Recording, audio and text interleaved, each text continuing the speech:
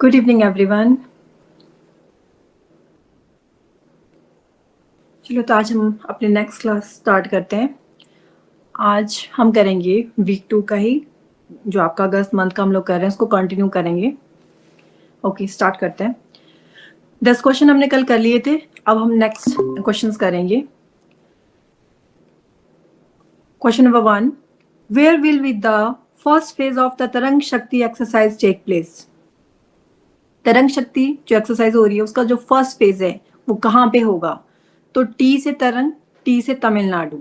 तमिलनाडु में भी कहाँ पे होगा? ये सुल्लूर के अंदर होगा, तो ये आपने ध्यान रखना है, सुल्लूर तमिलनाडु के अंदर।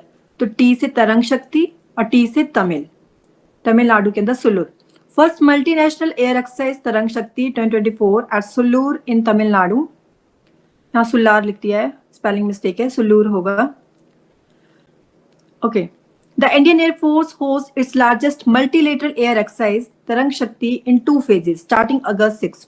मतलब कि 6 अगस्त 2024 को आपका ये स्टार्ट हो गया था, 2 फेजेस में होता है।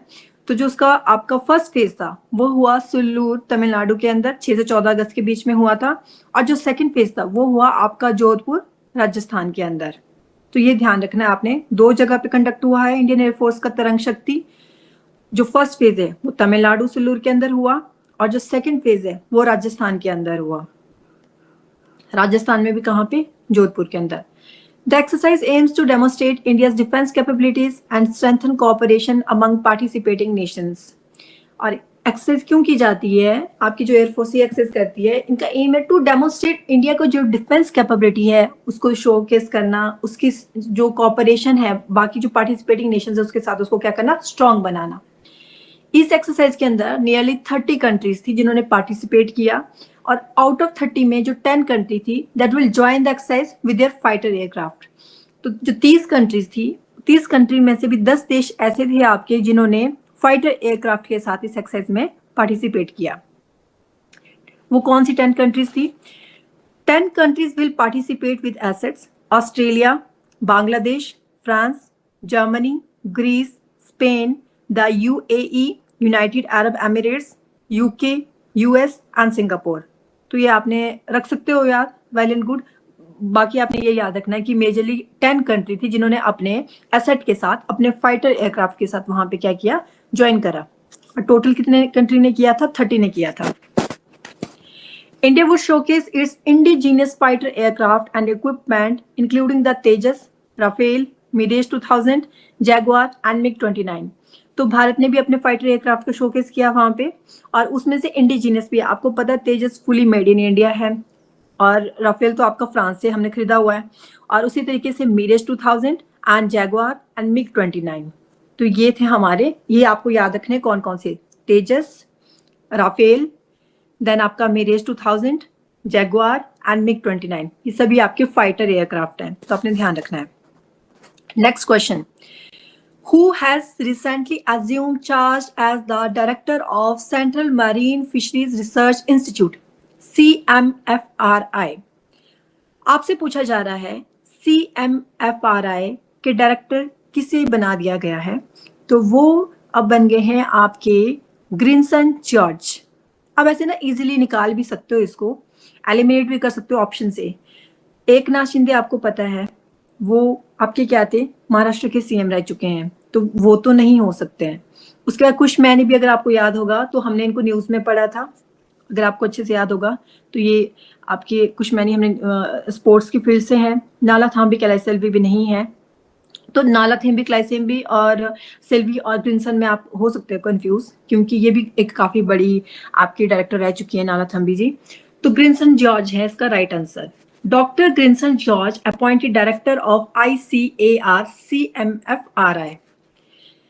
Grinson George, former head of the Marine Biodiversity and Environment Management Division at the Central Marine Fisheries Research Institute, has assumed charge as director of the CMFRI. जो ग्रिनसन जॉर्ज हैं ये रह चुके हैं ऑलरेडी, जो मरीन बायोडाइवर्सिटी है उसके भी ऑलरेडी हेड रह चुके हैं। तो हम क्या करेंगे, हम एक ऐसे इंसान को चूज करेंगे, या हमारी गवर्नमेंट एक ऐसे इंसान को चूज करेगी जो ऑलरेडी उस क्षेत्र में उनको क्या होगा, ऑलरेडी उस एरिया के क्या होंगे, वो उनको नॉलेज होगा। तो ये ऑलरेडी रह चुके हैं आपके marine biodiversity and environment management division के अंदर हेड। तो इन्हीं को हमने फर्दर बोला कि जो central marine fishery research institute है उसके हेड भी आप ही बन जाइए, तो उनको डायरेक्टर बना दिया गया। अब CMFRI क्या है? The ICAR central marine fisheries research institute, इसकी स्थापना हुई थी गवर्नमेंट ऑफ इंडिया के द्वारा 3 फरवरी 1947, मतलब कि जब हमारा देश आजाद हुआ भी नहीं था उस टाइम। एक्चुअल में ये जो आपका ICAR है, Indian council of agriculture research, उसी की फर्दर एक सब्सिडरी है। इसके अंदर बहुत सी ब्रांचेस आती हैं, पोटैटो रिसर्च इंस्टीट्यूट आते हैं, राइस रिसर्च इंस्टीट्यूट आते हैं ICAR के ही अंदर, और उसी के अंदर आती है आपकी central marine fishery research institute. ICAR आपका फॉर्म हुआ था 1929 में, और ये हुआ आपका उसके बाद 1947 में, 3 फरवरी 1947 में। कौन सी मिनिस्ट्री के अंदर आता है? एग्रीकल्चर मिनिस्ट्री के अंदर आता है, ministry of agriculture and farmers welfare. बाद में इसको ज्वाइन कर दिया गया फिर ICAR की फैमिली के अंदर 1967 में। तब तक थोड़ा इंडिपेंडेंट था ये, बाद में इसको इसी में मर्ज कर दिया गया ICAR के अंदर। ICAR के बारे में समझ लेते हैं, बहुत इंपॉर्टेंट है। Indian council of agriculture research, ये है इसकी फुल फॉर्म। इसकी स्थापना हुई थी 16 जुलाई 1929 को। तो ICAR डे कब होता है आपका? 16 जुलाई को होता है, और ये हमने ऑलरेडी पढ़ा हुआ भी है कि ये आपका ICAR डे 1929 को ये फॉर्म हुआ था, और ये आपका एक एक्ट के थ्रू आया था। एक्ट के थ्रू फॉर्म हुआ है, इट मीन्स ये कैसी बॉडी हुई? कमेंट सेक्शन में आप बताओ। 2-3 तरह की बॉडी पढ़ी है हमने। कॉन्स्टिट्यूशनल बॉडी होती है, स्टैच्यूटरी बॉडी होती है, नॉन कॉन्स्टिट्यूशनल बॉडी होती है, नॉन स्टैच्यूटरी बॉडी होती है, रेगुलेटरी बॉडी होती है। अब आप मुझे बताइए कि जो ICAR है वो कौन सी बॉडी है? आंसर बिल्कुल आपके सामने है।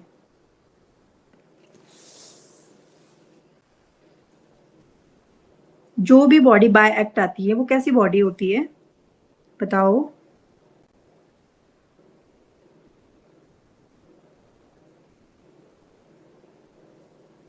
पता होना चाहिए आपको, कैसी बॉडी होती है वो होती है आपकी स्टैच्यूटरी बॉडी।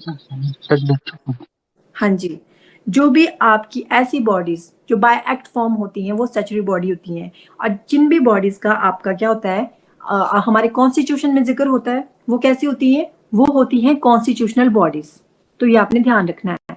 और जो कॉन्स्टिट्यूशन में भी नहीं है, ना ही आपकी स्टैच्यूटरी बॉडीज हैं, वो अनकॉन्स्टिट्यूशनल बॉडीज होती हैं, है ना, बाय एक्ट नहीं आई होती हैं। वो आपकी नॉन स्टैच्यूटरी बॉडी होती हैं। कुछ होती है जो रेगुलेशंस के लिए बनी होती हैं, वो आपकी रेगुलेटरी बॉडीज होती हैं। Okay, an autonomous organisation under the department of agriculture research and education, DARE के अंदर ही आती है। एक ऑटोनोमस ऑर्गेनाइजेशन है, ministry of agriculture and farmers welfare, government of India के अंडर। हेडक्वार्टर इसका न्यू दिल्ली में है। मोस्ट इंपॉर्टेंट है ये बहुत इंपॉर्टेंट है। तो न्यू दिल्ली के अंदर इसका हेडक्वार्टर है। with 102 ICAR Institute and 71 agriculture universities spread across the country. This is one of the largest national agriculture system in the world. तो 102 आपके टोटल ICAR के इंस्टीट्यूट हैं, 71 एग्रीकल्चर यूनिवर्सिटीज हैं हमारे पूरे भारत देश के अंदर, और ये आपकी one of the largest national agriculture system है पूरे वर्ल्ड का। तो बहुत इंपॉर्टेंट है, आप खुद सोच सकते हो कि Indian council of agriculture research कितनी बड़ी बॉडी है, कितनी बड़ा एक पूरा सिस्टम है हमारा एग्रीकल्चर का। पूरे वर्ल्ड में इतना बड़ा कोई भी नहीं है। It is the apex body for coordinating, guiding and managing research and education in agriculture, including horticulture, fisheries, animal science in the entire country. ये एक apex body है, यही coordinate करेगी, guide करेगी, manage करेगी। अगर एग्रीकल्चर की जो भी फील्ड्स होंगी उनको, हॉर्टिकल्चर भी इसी के अंडर आएगा, फिशरी डिपार्टमेंट भी इसी के अंडर आएगा, एनिमल साइंस पूरा जो भी हमारे देश के अंदर है वो सब इसके अंदर आता है। फर्दर उसी की फिर आपकी छोटी छोटी ब्रांचेस बना दी गई हैं, सब्सिडरीज बना दी गई हैं। तो उसी में से हमने पढ़ी अभी मरीन वाली।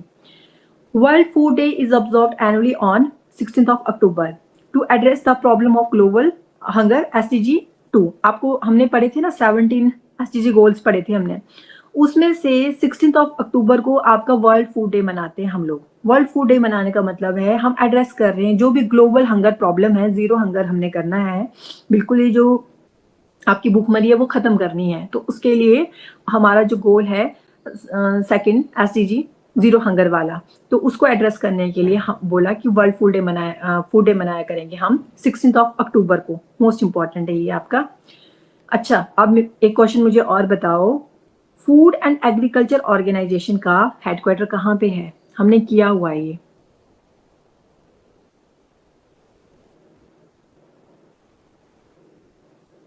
रॉ से है, मैं आपको हिंट भी दे रही हूँ, रॉ से है, रोम इटली के अंदर है, ठीक है। तो रोम इटली के अंदर आपका फूड एंड एग्रीकल्चर ऑर्गेनाइजेशन का हेडक्वार्टर है। वर्ल्ड फूड डे आपका 16 अक्टूबर को होता है, जो कि आपका एड्रेस करता है SDG 20 हंगर को। ये 17 के 17 गोल्स मैंने आपको जुलाई वाले में बहुत अच्छे से करवाए थे, और ट्रिक भी बताई थी कैसे लर्न करनी है, तो इसको आप अच्छे से रिवाइज करते रहना, बहुत इंपॉर्टेंट है। 17 गोल्स हैं, 169 टारगेट्स हैं, और आपकी उसमें से जो स्पेसिफिक टारगेट रखा कब तक रखा गया है कि 2030 तक हमने इनको अचीव करना है। ये भी आपने याद रखना है, मैं बार बार रिपीट करती रहती हूँ कि 2070 तक, 2070 तक इंडिया ने टारगेट रखा है नेट जीरो कार्बन एमिशन का, एंड 2030 तक हमारा टारगेट है कि जो 17 गोल्स के अंदर जो आपके 169 टारगेट्स है उनको हमने अचीव करना है। फिर हमने इसमें डिफरेंट डिफरेंट कैटेगरी भी देखी थी, अचीवर की कैटेगरी देखी थी, है ना, और परफॉर्मर की कैटेगरी देखी थी, तो डिफरेंट डिफरेंट हमने इसमें कैटेगरी देखी थी। तो इसको मैं डिटेल में नहीं करवाऊंगी, ये हमने ऑलरेडी किया हुआ है, आप मतलब रिवीजन करना होगा तो आप वहां से कर लेना, है ना। तो SDG कोई भी लीगली बाइंडिंग नहीं है कि आपको किसी बोल दिया है, हर बहुत सारी कंट्रीज के अंदर इन्वॉल्व है, ऐसा नहीं है कि बोल दिया जबरदस्ती आप इसको करो करो, आपके ऊपर डिपेंड है, आपको करना है, करोगे तो हमारा ही देश क्या होगा, डेवलप होगा, सब कुछ अच्छा होगा। Development which meets the needs of the present without compromising the ability of future generation to meet their own needs.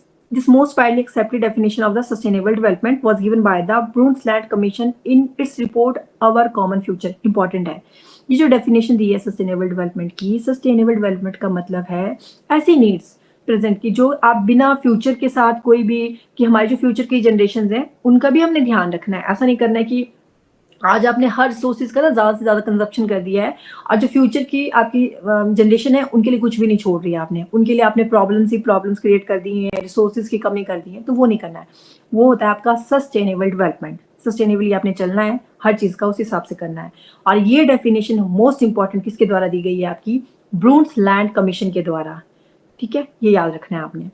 और SDG call for concentrate concerted efforts towards building an inclusive, sustainable and resilient future for people and planet. अपने peoples का भी ध्यान रखना है और हमें अपने प्लेनेट का भी ध्यान रखना है, तो इस तरीके से हमने काम करना है। Next question, which organisation developed the Astra MK1 missile? कौन सी ऑर्गेनाइजेशन है जिसने डेवलप किया है अस्त्रा MK1 मिसाइल? तो इसे डेवलप करने वाली है, मतलब इसको तैयार किया है DRDO ने। DRDO है आपका defence research and development organisation. मुझे बताना आप लोग कमेंट सेक्शन में कि जो DRDO है वो कब फॉर्म हुई है और DRDO डे कब होता है। Indian air force approves production of अस्त्रा Mark 1 missile. The Indian Air Force has given its green signal for the production of 200 Astra Mark 1 MK1 missiles for its Su-30 MKI and the indigenous developed light combat aircraft तेजस। तेजस आपको मैंने पहले भी बताया ये fully made in India है। Indigenous word कहीं पे भी आएगा तो समझ जाना आपकी उसमें हमने कोई भी टेक्नोलॉजी कोई भी चीज बाहर से नहीं ली है, फुली वो मेड इन इंडिया चीज है। तो इंडियन एयरफोर्स ने ग्रीन सिग्नल दे दिया है जो आपकी प्रोडक्शन होनी है 200 अस्त्रा मार्क 1 मिसाइल्स की फॉर इट्स, जो आपका Su-30 MKI है ना उसके अंदर इसका यूज किया जाएगा, और साथ में जो हमारा लाइट कॉम्बैट एयरक्राफ्ट तेजस है। The defence research and development organisation develop the Astra MK1। याद रखना कि इसको डेवलप किसने किया है? DRDO ने किया है। और इसको मैन्युफैक्चर किसने किया है? कौन करेगा? भारत डायनामिक्स लिमिटेड, जो कि एक पब्लिक सेक्टर कंपनी है। दोनों में कंफ्यूज मत होना, क्वेश्चन के ऊपर फोकस करना कि क्वेश्चन ने डेवलप पूछा है कि मैन्युफैक्चर पूछा है। देखो डेवलप होता है आप किसी चीज को तैयार कर रहे हो, आप उसका पूरी टेक्नोलॉजी बना रहे हो, क्या क्या करना, उसमें क्या क्या चीजें लगनी चाहिए, वो होती है डेवलप करना। फर्दर आपने पूरा बना दिया सिस्टम और उसका पूरा का पूरा डाटा क्रिएट कर लिया, फिर आपने किसी कंपनी को दे दिया। फॉर एग्जाम्पल भी DRDO ने BDL को बोला कि ये हमने पूरा का पूरा दे दिया, ये लीजिए आपने अब ये बनाने हैं। तो मैन्युफैक्चर होता है, कोई चीज वहां पे प्रोसेसिंग हो रही है, वहां पे खूब सारी बन रही है, तो मैन्युफैक्चर करेगा BDL जो कि एक पब्लिक सेक्टर कंपनी है, और इसको डेवलप किसके द्वारा किया गया है? DRDO के द्वारा। ये ध्यान रखना है कि क्वेश्चन में पूछा क्या है। अबाउट द अस्त्र weapon system, The Astra is an air-to-air beyond visual range missile that can be fired from the Indian Air Force Sukhoi 30 MKI, the LCA मतलब कि light combat aircraft Tejas, fighter aircraft and the Indian navy MiG 29 की fighter plane. ये जो अस्त्रा है ये air to air है आपका। देखो दो तीन तरह की होती है आपको पता है, एक होता है आपका जमीन से आप हवा में फेंक रहे हो, लैंड टू एयर कर रहे हो, कुछ होती है आपकी जो लैंड से लैंड पे ही जाके अटैक करती हैं, और कुछ होती हैं आपने ऊपर से ही एयरक्राफ्ट में आप हो और एयरक्राफ्ट से ही आपने दूसरे की दुश्मन देश का जो एयरक्राफ्ट है उसके ऊपर अटैक कर रहे हो टू एयर। तो ये ध्यान रखना ये कौन सी कैटेगरी में आती है, ये है आपकी एयर टू एयर। ठीक है, एयर टू एयर में भी कौन सी है आपकी, ये कौन सी रेंज वाली है, beyond visual range, VVR missile है आपकी, इंपॉर्टेंट है ये। और ये फायर करेगी आपकी जो भी इंडियन एयरफोर्स के हमारे जो फाइटर एयरक्राफ्ट हैं उसमें से कौन कौन सा, सुखोई 30 MKI, मतलब कि उस एयरक्राफ्ट में फिक्स करते हैं ना, इनको रखते हैं, फिर वहां से जो आपके होंगे वो शूट करेंगे उसको फर्दर, तो सुखोई 30 MKI में। उसके बाद जो आपका तेजस है उसके अंदर, एंड द इंडियन नेवी का जो मिग 29 के फाइटर प्लेन है, बहुत इंपॉर्टेंट है तीनों के तीनों। तो याद रखना जो मिग 29 की है फाइटर प्लेन है ये नेवी का है, और जो आपका LCA तेजस है और जो आपका सुखोई ये दोनों इंडियन एयरफोर्स के हैं। और क्या है, ये तीनों के तीनों एयरक्राफ्ट है, ये अलग से ना आप लिख लिया करो, ये बहुत इंपॉर्टेंट है। Astra MK1 has a range of 80 to 110 kilometre with a maximum speed of 4.5 Mach. तो आपको पता है कि जो स्पीड होती है उसको हम किस में मेजर करते हैं, मैक में करते हैं। तो जो आपका और जो 1 मैक इसके इक्वल होता है स्पीड ऑफ द साउंड, जो साउंड की स्पीड होती है उसके इक्वल होता है 1 मैक। तो 4.5 आप फिर अपने आप देख लो कितना हो गया। तो Astra MK1 has a range of 80 to 110 kilometre with a maximum speed of 4.5 Mach. The missile is capable of destroying aerial targets like fighter aircraft, helicopters, cruise missile, drones। कहीं पे ड्रोन देख लिया कि किसी दूसरी कंट्री ने हमारे ऊपर ड्रोन हमारी इंडिया के बॉर्डर के अंदर एंटर हो गया है, कोई हेलीकॉप्टर आ रहा है बाहर का, तो फट से हमारे जो एयरक्राफ्ट पायलट्स होंगे वो फटाफट से अपनी ये मिसाइल साधेंगे अस्त्रा MK1 और सीधा बार कर देंगे। तो अस्त्रा MK1 4.5 मैक स्पीड, एक एक पॉइंट याद रखना है आपने इसका, ये बहुत इंपॉर्टेंट न्यूज है। एक तो इसका जो स्पीड भी रखनी है ध्यान कितनी है, 4.5 मैक। अस्त्रा MK1 है क्या, air to air beyond visual range missile है, और साथ में आपने ये एयरक्राफ्ट भी ध्यान रखने हैं कि कौन कौन से हैं, किन किन में इसको डिप्लॉय किया जाएगा। नेक्स्ट क्वेश्चन नंबर 14, आज का हमारा क्वेश्चन नंबर 4 है ये। Which mission are Group Captain Suvanshu Shukla and Group Captain Prashant Balakrishnan Nayyar shortlisted for? आपसे पूछा जा रहा है, ये मिशन हमने ऑलरेडी पढ़ा भी है, पहले जुलाई में भी पढ़ा था हमने। ये है आपका EXIM 4 मिशन जो कि इसरो और नासा का है। इसमें क्या होगा आपका, ये जाएगा भी मतलब इस साल जाएगा ये 2025 में, आपका मई 2025 में अप्रोक्स, मतलब स्प्रिंग वाले टाइम में ये क्या होगा, लॉन्च होगा। तो इसमें इंडिया की तरफ से पहले ना 4 कैप्टन आपके नॉमिनेट हुए थे, फिर 4 में से भी अब फर्दर आपके 2 सेलेक्ट हो गए थे। सुवांशु शुक्ला वो मेन कैप्टन थे, और जो प्रशांत बालकृष्ण नैयर थे ग्रुप कैप्टन, वो आपके बैक पायलट थे। अच्छा ठीक है, फिर बोला अभी जनवरी की अगर आप न्यूज पढ़ोगे, जब हम जनवरी का सीए करेंगे तो उसमें हम देखेंगे कि फाइनली हमारी इंडिया की तरफ से इनमें से भी एक चूज कर लिए गए हैं मेन पायलट, वो होंगे आपके सुवांशु शुक्ला जी, है ना। तो आगे बढ़ेंगे हम इसको। तो ये कौन से मिशन से रिलेटेड है, EXIM 4 मिशन, बहुत इंपॉर्टेंट मिशन है ये, पूरा साल न्यूज में रहा है ये आपका। अब सोचने वाली बात है कि इतना बड़ा मिशन है आपका, जो ISS मिशन है ऊपर से, है ना, तो इंटरनेशनल स्पेस वाला मिशन है, तो इसके ऊपर क्या है कि इंडिया की तरफ से भी चूज किए गए हैं। तो यहाँ पे हमारे आदरणीय प्रधानमंत्री जी का बहुत बड़ा कंट्रीब्यूशन है, देखते हैं समझते हैं कैसे। India has shortlisted 2 astronaut designates for the upcoming EXIM 4 mission to the International Space Station। पहले ये 4 थे जो आपको 4 दिख रहे हैं, अब इनमें से चूज कर लिए गए हैं, आपको इनको फर्दर चूज कर लिया गया। अगर आप करंट जनवरी के अकॉर्डिंग देखोगे, पहले जो अभी की बात की जा रही है तो वो एक ये हैं और एक ये हैं, ये थे आपके मेन पायलट और ये थे आपके बैकअप के लिए। India has shortlisted 2 astronauts designate for the upcoming EXIM 4 mission to be International Space Station. Group Captain Suvanshu Shukla will be the main mission pilot। तो ये जो आपकी मेन पायलट मैंने बताए जिनसे मोदी जी हाथ मिला रहे हैं, ये हैं सुभांशु शुक्ला जी, और ग्रुप कैप्टन प्रशांत बालाकृष्ण अय्यर को बनाया गया था, चूज किया गया था बैकअप पायलट के लिए, जो मैंने आपको दूसरे बताया। The EXIM-4 mission is the fourth private astronaut mission aiming for the ISS। तो ये आपका जो ISS है वहां पे जाने के लिए ये EXIM-4 mission fourth private astronaut mission है, और ये पार्ट है आपका ब्रॉडर पार्टनरशिप हो रही है किस किस के बीच में, हमारे प्यारे इसरो और US की स्पेस एजेंसी नासा के बीच में, which was planned during Prime Minister Narendra Modi's visit to the US in June 2023। जून 2023 में हमारे जो प्रधानमंत्री जी हैं वो गए थे US विजिट के लिए, और उसी दौरान उन्होंने वहां पे इसके ऊपर बातचीत की, और फाइनली उसका रिजल्ट हमें देखने के लिए मिला EXIM-4 मिशन जो हो रहा है आपका इसरो और नासा के बीच में। Next question, what class of frigate is INS Tanwar? Frigate होता है आपके लड़ाकू जहाज। तो पूछा जा रहा है जो आपका INS है, INS means Indian naval ship, Tanwar, वो कौन सी क्लास के अंदर आता है? आपको अलग अलग इनकी जो ना क्लासेस होती हैं, अगर आपको याद होगा हमने शिवालिक देखा था, है ना, और डिफरेंट डिफरेंट देखी थी हमने। तो ये कौन सी क्लास के अंदर आता है आपका INS तंवर? ये आता है तलवार क्लास के अंदर। INS Tabar completes MPX with Russian ship Soobrazitelny. जो हमारा INS तंवर है ये गया था, और जो रशिया का शिप है सुव्राजिटलेनी उसके साथ इसने पूरा आपकी जो MPS जो एक्सरसाइज हुई वो वहां पे की, और रशियन शिप है आपका सुव्राजिटलेनी, ये आपको दिख भी रहा होगा मैप में, सॉरी पिक्चर में, और ये है हमारा प्यारा INS Tanwar. The Indian naval ship Tanwar commanded by captain MR Harish, और इसको कमांड करने वाले थे MR Harish with a crew of 280 officers and sailors. तो इसके अंदर टोटल गए थे 280 पर्सोनल, जिसमें 280 ऑफिसर्स थे और साथ में सेलर्स भी थे, एंड इन्होंने कंडक्ट किया MPX। MPX कहाँ पे हुआ? MPX की फुल फॉर्म होती है maritime partnership exercise with the Russian navy ship Soobrazitelny on the 30th of July 2024 को ये हुई थी।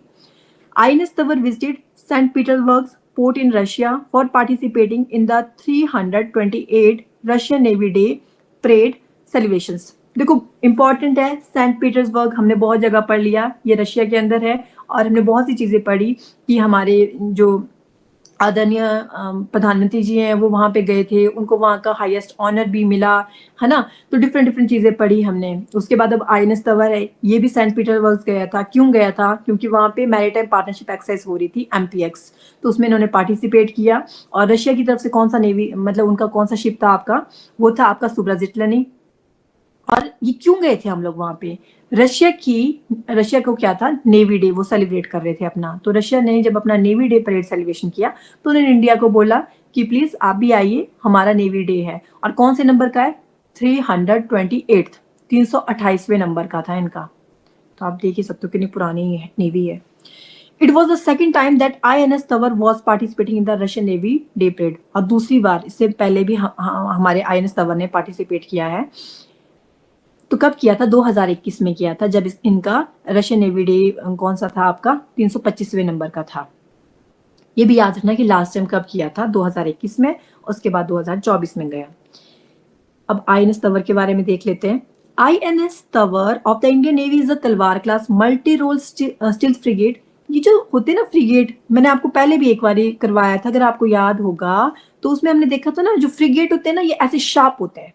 देखो आगे से दिख रहा होगा आपको ना, शार्प है ये, जो मतलब पानी के अंदर बड़ी तेजी के साथ ना मूव कर लेते हैं, एकदम से टर्न कर जाते हैं ऐसे को, क्योंकि इनको होना पड़ता है फास्टली, इसी हिसाब से इनको डिजाइन किया जाता है, क्योंकि ये लड़ाकू जहाज होते हैं। फ्रिगेट का मतलब ही लड़ाकू जहाज होता है। It was the second time, sorry ये हो गया था ना। INS Tabar of the Indian navy is a Talwar class multi role stealth frigate. इसको कंस्ट्रक्ट किसके द्वारा किया गया था? It was constructed at Saint Petersburg Baltic shipyard in Russia and was commission in the Indian navy 2004। देखो गया भी वहीं पे और बनाने वाले भी वही हैं, तो ये बहुत इंपॉर्टेंट हो गया आपको। तो और इसकी जॉब कब लगी थी? इसको कमीशन कब किया गया था इंडियन नेवी में? 2004 में किया गया था। और इसको कंस्ट्रक्ट किसके द्वारा किया गया है? सेंट पीटर्सबर्ग में जो आपका बाल्टिक शिपयार्ड है उसके द्वारा।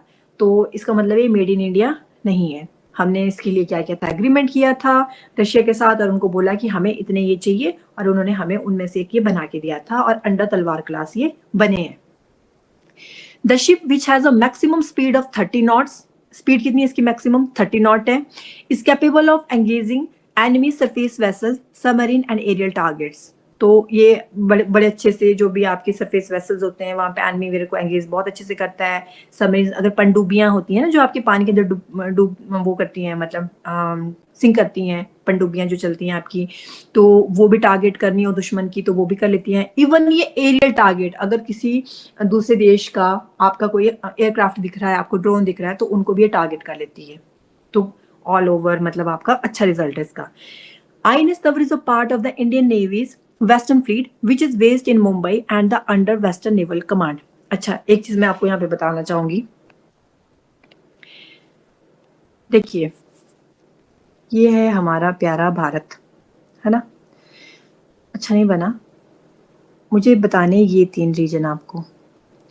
जो हमारी नेवी है, इंडियन नेवल कमांड, उसके 3 हेडक्वार्टर्स हैं, 3 जगह की है। एक है आपकी वेस्टर्न, एक है आपकी ईस्टर्न, एक है आपकी सदर्न। आप बोलोगे नॉर्थ में क्यों नहीं है? नॉर्थ में क्या जरूरत है हमें, वहां थोड़ी ना कोई आपकी वाटर बॉडी है, नहीं है ना। हमारा यही वाला रीजन तो लगता है आपका, नीचे वाला रीजन कैसा है आपका, हमारा वाटर बॉडी वाला है। तो नेवी तो हमारी पानी में बैठती है।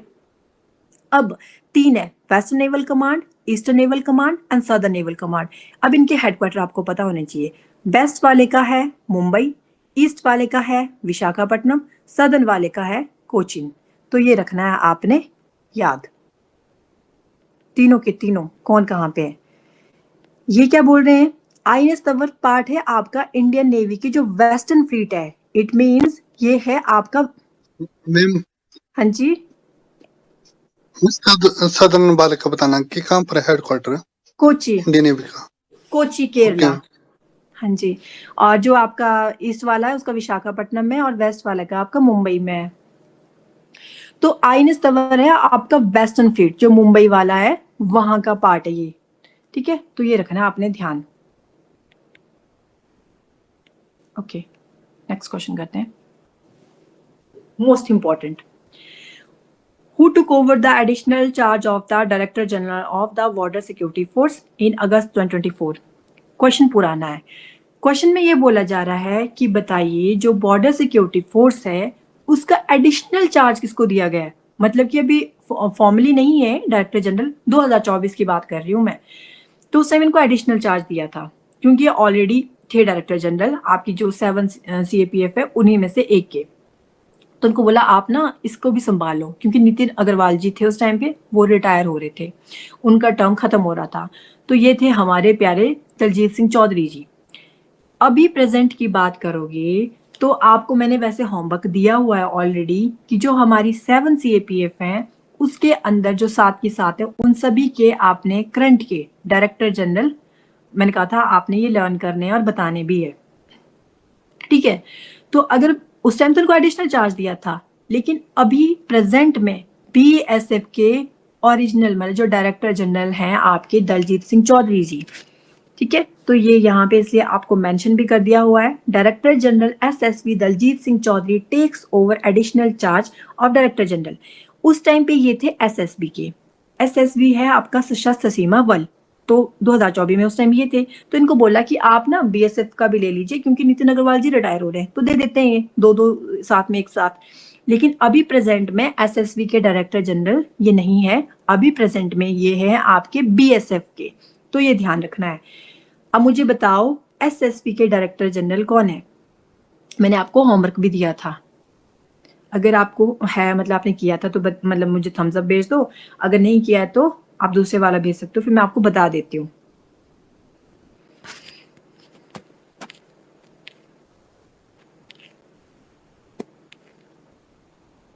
मतलब कि नहीं किया है, समझ गई थी मैं कि नहीं किया है। ओके ठीक है, तो SSB के हैं आपके अभी प्रेजेंट में अमृत मोहन प्रसाद।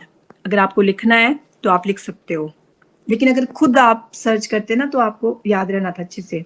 तो SSB के अभी प्रेजेंट में है अमृत मोहन प्रसाद, और दलजीत सिंह चौधरी जी हैं आपके BSF के। अच्छा, फिर हमने कुछ दिन पहले ही पढ़ा था असम राइफल के पढ़े थे, बताओ वो कौन है। अगर आपने रिवीजन किया होगा, मैं थोड़ा सा हिंट भी देती हूँ। मैंने कहा था राइफल से वो क्या कर रहे हैं, लकीर बना रहे हैं, उनको लग रहा है तभी असम का विकास होगा। इससे बड़ा हिंट नहीं हो सकता। विकास लखेरा कुछ है। हाँ, विकास लखेड़ा, ठीक है। तो विकास लखेड़ा है आपके असम राइफल के। Daljit Singh Chaudhary the director general of Sashastra Seema बल टुक ओवर द, तो ये न्यूज आप अपने समझ लेनी है अच्छे से कि उस टाइम थी एसएसबी की और एडिशनल दिया गया था, तो अभी प्रेजेंट में आपको बीएसएफ की ही है ये, क्योंकि नितिन अग्रवाल उस टाइम आपके डायरेक्टर जनरल थे बीएसएफ के और उनका जो टर्म था वो खत्म हो रहा था, तो इसलिए वहां पे नए चाहिए थे। अमृत मोहन प्रसाद हैं आपके करंट डायरेक्टर जनरल किसके, एसएसबी के, ठीक है। वैसे सीआईएसएफ के कौन है अब मैं नहीं बताऊंगी, बताने को मैं भी बता सकती हूँ आपको सारे, लेकिन ये आपको होमवर्क है, कल मैं सबसे पहले ये पूछूंगी तब तक हम क्लास नहीं स्टार्ट करेंगे। 7 के 7 पता होने चाहिए। उसमें से मैंने एसएसबी आपको बता दिया, आपको असम राइफल बता दिया, बीएसएफ बता दिया, बाकी जो बच गए हैं वो आपने बताने, सीआईएसएफ, आईटीबीपी, सीआरपीएफ, ये सब आपने बताने हैं। Okay, next, who is said to become India's flag bearer at the closing ceremony of the Olympic 2024? इसका आंसर मुझे ना आप सब दोगे, क्योंकि ये हम जब पढ़ रहे थे हमने इनके बारे में पढ़ा था, बड़े अच्छे से पढ़ा था। नहीं फंस के ना, और देखो क्या लिखा हुआ है, ओपनिंग सेरेमनी नहीं लिखा है, क्लोजिंग सेरेमनी लिखा है। और जब मैंने आपको पहले करवाया था तो हमने ओपनिंग सेरेमनी थी क्वेश्चन में, फिर मैंने आपको उसके साथ ही बताया था क्लोजिंग सेरेमनी के भी बताए थे, तो गलत हो गया। जो आप बता रहे हो पीवी सिंधु, वो है आपकी ओपनिंग सेरेमनी की थी, वो जब आपका स्टार्टिंग हुई थी, तो ओपनिंग में भी मैंने आपको हिंट दिया था कि 2 फ्लैग हैं, 2 फ्लैग एक मेल ने पकड़ा है, एक फीमेल ने पकड़ा है। फीमेल ने जो पकड़ा है उसके ऊपर सिंधु रिवर बनी हुई है, इंडिया का तो बना ही बना है फ्लैग हमारा, लेकिन उसके साथ सिंधु रिवर भी मेंशन की हुई है। और जो मेल ने पकड़ा हुआ था वो कौन सा था, उसके ऊपर कमल था। अब मुझे बताओ वो दोनों आप फटाफट से, एक तो पीवी सिंधु होगी, दूसरे कौन थे? शरद कमल कुछ है। हाँ, शरद कमल थे। अब आपसे पूछा जा रहा है कि क्लोज सेरेमनी के लिए कौन थे, तो क्लोज सेरेमनी के लिए उन्होंने यहाँ पे भी एक बताए हैं, तो क्लोज सेरेमनी के लिए भी 2 थे, एक आपकी क्या थी, फीमेल थी, और दूसरे आपके कौन होंगे, मेल होंगे। तो वो कौन कौन थे आपके, बताओ, बताया था मैंने ये आपको उस टाइम। मनु भाकर, और मनु भाकर के साथ थे आपके कौन थे दूसरे, ये भी मैं आपको होमवर्क दूंगी, नहीं तो मैं बता दूंगी तो फिर आपको फिर से वैसे हो जाएगा, भूल जाएगा। एक मनु भाकर है मेल, अब आप मेरे को कल के लिए बताओगे, तो होमवर्क लिखते जाओ साथ साथ में जो जो दिया हुआ है। एक तो 7 के 7 सीआरपीएफ के डायरेक्टर जनरल पता होने चाहिए, दूसरा क्लोजिंग सेरेमनी के लिए कौन है मनु भाकर जी के साथ, वो हॉकी के हैं, इतना भी मैंने आपको हिंट दे दिया, हॉकी के प्लेयर हैं, और मनु भाकर के आपकी शूटर है। डबल ओलंपिक मेडलिस्ट रह चुकी है मनु भाकर इंडिया की तरफ से, और ये क्लोजिंग सेरेमनी में क्या थी, आपकी फ्लैग बियरर थी। और इन्होंने सिंगल की कैटेगरी में ब्रॉन्ज मेडल लेके आई थी, साथ में ये डबल की कैटेगरी में भी लेके आई थी। अब नेक्स्ट क्वेश्चन जो आपको आ रहा है कि ये हमने पढ़ लिया, इसलिए मैं पूछ रही हूँ कि जब डबल की कैटेगरी में इन्होंने खेला तो एक तो ये खुद थी होंगी, इनके साथ दूसरे कौन थे? थर्ड क्वेश्चन आपका हो गया ये, 100 से था उनका नाम, इतना भी मैं आपको हिंट दे देती हूँ। Next question, Who is the editor of the South Asia Migration Report 2024? आपसे पूछा जा रहा है कि जो साउथ एशिया माइग्रेशन रिपोर्ट है 2024 की, उसके एडिटर कौन है? जो एक रिपोर्ट बनी है साउथ एशिया माइग्रेशन की, तो उसकी रिपोर्ट के एडिटर हैं आपके डॉक्टर एस इरुदया राजन। कौन है? डॉक्टर एस इरुदया राजन। तो ये जो एडिटर है ना, ये बड़ा दया भाव रखते हैं किनके प्रति, जो माइग्रेट होके लोग आते हैं यहाँ से वहाँ, खास करके साउथ एशिया में, तो उनके प्रति बड़ी दया भाव रखते हैं। तो दया से हो गया आपका इरुदया राजन, तो डॉक्टर एस इरुदया राजन, ये है economist S Irudaya Rajan on migrants crisis. Book on South Asian migration to be release soon, अब तो हो चुकी है। A book title South Asia migration report 2024, remittances, resilience, rehabilitation. Triple R की बात की है, ट्रिपल आर से आपने रिड्यूस, रीयूज, रिसाइकिल के बारे में नहीं सोचना है। यहाँ पे जो ट्रिपल आर है वो है आपका रेमिटेंस, रेजिलियंस एंड रिहेबिलिटेशन की बात की गई है। Set to be launch soon, argues for freedom of mobility for migrants within the countries of South Asian Association for Regional Cooperation, जिसको हम सार्क के नाम से जानते हैं। बहुत ही ज्यादा इंपॉर्टेंट है आपका सार्क। क्या बोला जा रहा है कि जो भी आपका सार्क वाली कंट्रीज है, साउथ एशियन जो एसोसिएशन वाली जो भी आपकी कंट्री है, उसके अंदर अगर माइग्रेंट्स जा रहे हैं, एक जगह से दूसरी जगह जा रहे हैं, तो उनकी मोबिलिटी की बात की कि उनको फ्रीली वहाँ पे वो इजीली जा सके, उनको कोई प्रॉब्लम ना हो, उनको रिहेबिलिटेट किया जाए, रिजाइलेंस हो, हर चीज़ क्या है रेमिटेंस भी उनको मिलना चाहिए। नेक्स्ट क्वेश्चन आ गया अब आपके लिए, सार्क का हेडक्वार्टर कहाँ पे है? अगर अभी पता है तो बता दो। काठमांडू, हाँ, काठमांडू, जो कि कहाँ पे है? नेपाल। नेपाल के अंदर, तो ये ध्यान रखना है। Capital of Nepal. हाँ बिल्कुल ठीक है, नेपाल की कैपिटल है आपकी काठमांडू, और वहीं पे आपका सार्क का क्या है, हेडक्वार्टर है। और सार्क जो कंट्री है, ये हमने किया ऑलरेडी, अगर आपको याद है तो मुझे बताओ इसके अंदर कौन कौन से मेंबर कंट्री हैं। बस इतना ध्यान रखना, हमारा प्यारा भारत तो है ही है, उसके साथ हमारे पड़ोसी हैं। अब काउंट करते चलते फटाफट से, बोलते चलो जो जो भी आपको आते हैं। हमारे पड़ोसी कौन कौन से हैं? श्रीलंका, बिल्कुल ठीक, अफगानिस्तान, बिल्कुल ठीक। चाइना, नहीं, चाइना नहीं है इसका पार्ट, सार्क का पार्ट नहीं है, वो साउथ ईस्ट। मालदीव को गलत। मालदीव्स बिल्कुल ठीक है। देखो, एक तो बिल्कुल हमारा पड़ोसी जिसके साथ हमारा 36 का आंकड़ा है, पाकिस्तान। पाकिस्तान, अफगानिस्तान, स्थान वाले दो हो गए। दूसरा हमने बिल्कुल अपने सर के ऊपर देखना है, दो हमारे सर के ऊपर नेपाल और भूटान है। फिर हमने बिल्कुल अपने साउथ में जाना है, वहां पे श्रीलंका है, मालदीव्स है। फिर हमने अपने ईस्ट वाली साइड जाना है, तो वहां पे आपका बांग्लादेश। तो ये आते हैं आपके सार्क के अंदर, south Asian association for regional cooperation, जो कि इसका हेडक्वार्टर कहाँ पे है, नेपाल काठमांडू के अंदर है। और जो सार्क का सेक्रेटेरिएट था, वो उसकी स्थापना कब हुई थी वहां पे काठमांडू में, 1987 में। ठीक है, और ये जो पूरी ऑर्गेनाइजेशन है ये कब बनी थी, 1985 में। 2 साल तक इसके पास कोई भी एक सेक्रेटेरिएट नहीं था। फिर फाइनली 2 साल के बाद 1987 में 17 जनवरी 1987 को इसके सेक्रेटेरिएट की स्थापना कर दी गई काठमांडू के अंदर। लेकिन इन एक्चुअल सार्क आपका कब फॉर्म हुआ था, कब एस्टेब्लिश हुआ था, 1985 में। अगर आपको लिखना है तो आप लिख सकते हो, लिख लिया? ओके, तो यहाँ पे आपका अच्छे से बताया हुआ है, ये अफगानिस्तान, देन पाकिस्तान, हमारा प्यारा Bharat, then Maldives, then Sri Lanka, Bangladesh, Bhutan and आपका नेपाल। तो नेपाल, भूटान, ये आपने पूरे लर्न करने हैं, ये आते हैं आपके सार्क के अंदर। और हेडक्वार्टर कहाँ पे हमारा, काठमांडू के अंदर। ठीक है, edited by migration expert S Irudaya Rajan, chair of the International Institute for Migration and Development India. The book includes migration patterns from the SAARC countries and a chapter on climate migration.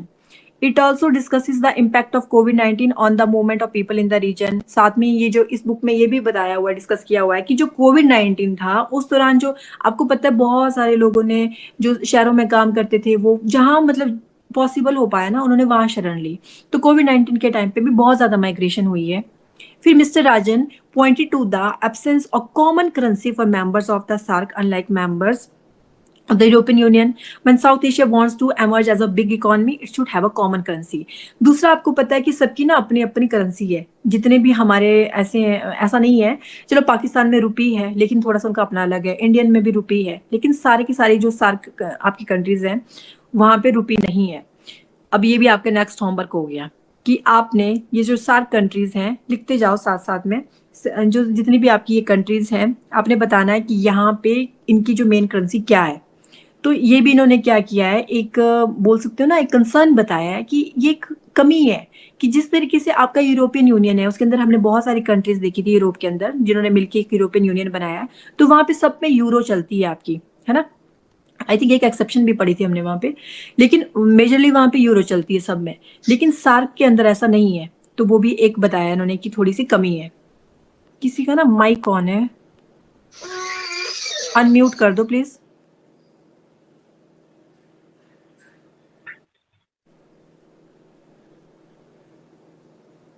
Okay, next question. Dash recently passed away, known for her social work and development and welfare of women and children, received the Padma Bhushan in 2011. Most important. अब तैयार है ना, मैं आपसे कुछ पूछूंगी कि 2019 में किसको कौन मिला था, पद्मश्री मिला था, वो मैं पूछूंगी आपसे। ठीक है, तो बताइए, बोलते अभी हाल ही में एक बहुत ही बड़ी एक सोशल वर्कर हैं डेवलपमेंट, जो वुमेन एंड चिल्ड्रन के ऊपर मतलब काम करती हैं और उनको अवार्ड भी मिल चुके हैं, साथ ही साथ उनको पद्म भूषण भी मिल चुका है 2011 में। तो वो कौन थी? वो थी शोभाना रानाडे। तो इनका हाल ही में निधन हो गया है 99 साल की उम्र में, 99 ईयर की एज में इनका क्या हो गया, आपका डेथ हो गई है। Gandhian Shobhana Ranade passes away at 99। ठीक है, तो गांधीयन मतलब कि ये गांधी जी को काफी मतलब उनसे काफी इन्फ्लुएंस हुई थी। देखेंगे कैसे। जब ये 18 साल की थी तो ये महात्मा गांधी जी से मिली थी और उनसे काफी ज्यादा ये मतलब इन्फ्लुएंस हुई थी। renowned social worker Shobhana Ranade who met Mahatma Gandhi ji, यहाँ एक थोड़ा सा ना सेपरेट हो गया है, ये थोड़ी सी प्रॉब्लम है। when she was 18 passed away in Pune. तो जब बोलते हैं वो क्या आपकी 18 साल की थी तो उनसे मिली थी, अब उनका हाल ही में पुणे में निधन हो गया। तो ये है आपकी शोभाना रानाडे। इनको 2011 में पद्म भूषण मिला था। The Jamnalal Bajaj foundation awarded Shobhana Ranade the Jamnalal Bajaj award for development and welfare of women and children in 2011।